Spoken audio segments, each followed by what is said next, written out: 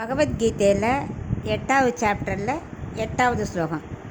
அபியாச யோக யுக்தேன சேதசா நான்யகாமினா பரமம் புருஷம் திவ்யம் யாதி பிரார்த்தானு சிந்தையன். இப்போ இதுக்குள்ள அர்த்தத்தை பார்க்கலாம். கண்ணன் சொல்லின்னு இருக்கார்ல, எந்த பலனுக்காக பகவான் என்னை பிரார்த்தனை செஞ்சாலும் அதை கண்டிப்பாக கொடுப்பேன். ஆனால் நாம் தான் அந்த தாழ்ந்த பலனான ஐஸ்வர்யத்தையோ இல்லை பகவான் அடைய முடியாமல் இந்த ஆத்மா அனுபவத்தையோ விரும்பி கேட்குறத விடணும். அதை கேட்காம பகவானுடைய கல்யாண குணங்களையே அனுபவித்து அவர் சரணை பற்றி நித்திய இடமாகிய வைகுண்டத்தை அடையத்தான் பிரார்த்திக்கணும். அவருக்கு தொண்டு புரிய ஆச்சாரியர்கள் ஆசிரியக்கணும் இல்லையா? ஆனால் உடனே அந்த நிலையை அடைய முடியாது, அது கொஞ்சம் சிரமந்தான். ஒவ்வொரு நிலையும் அதுக்காக தான் பகவான் என்ன பண்ணுற, நீ எதை ப்ரே பண்ணாலும் கொடுத்துட்ற. ஏன்னா கொஞ்சம் கொஞ்சமாக அவள் மனசு மாறி நம்மக்கிட்ட வருவா அப்படின்னு. முதல்ல கொடுக்க மாட்டேன்னா அவள் ப்ரே பண்ணுறதே விட்டுருவா.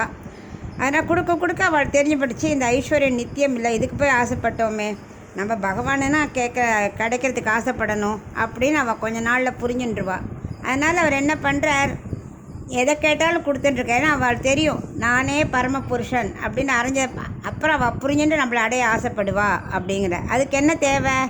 அபியாசம் யோகம், இது ரெண்டும் வேணும். மனசை நல்லா அபியாசம் பண்ணிகிட்டே இருக்கணும். திரும்ப திரும்ப திரும்ப அவரோட கல்யாண குணம் நினச்சி அதையே நினச்சிட்டு இருக்கணும். அப்போ தான் யோகமான பக்தி யோகத்தோட கூடிய மனம் வேற எங்கேயும் போகாமல் என் நினைவிலேயே இருந்து நல்ல மோட்சத்தை அடையக்கூடிய மன உறுதி அவனுக்கு கிடச்சிரும். அதனால் ஐஸ்வர்யமாக நினச்சாலும் நான் கொடுத்துருவேன். ஏன்னா அவன் கொஞ்சம் கொஞ்சமாக மாறுவான். அவனுக்கே ஒரு லெவலில் புரிஞ்சு போயிடும், இது அநித்தியமாச்சேடா, நித்தியமான வைகுண்டத்தை நம்ம கேட்கணும் அப்படின்னு அவன் புரிஞ்சுட்டுருவான். அதனால் அதுக்கு முதலேருந்தே அபியாசம் பண்ணிக்கணும், எல்லாமே பகவானுக்காக அப்படின்னு அவர் சொல்கிறார்.